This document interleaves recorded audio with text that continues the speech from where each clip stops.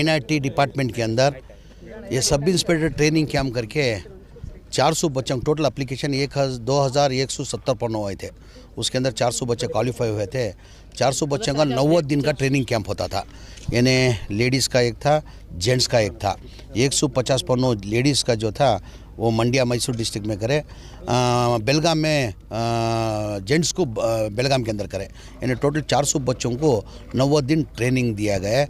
मेरे ख्याल से अभी 1 महीना 2 महीने के अंदर 1000 जन सब इंस्पेक्टर को कॉल फॉर कर रहे हैं। उसके अंदर ये 400 बच्चे के अंदर कम से कम जो ट्रेन किए भंडारी करके और वेंकटेश करके, उनका एक चैलेंज है कि हमारे ट्रेनिंग के अंदर जो बच्चे हैं मिनिमम जो है 40% सेलेक्ट होते हैं करके।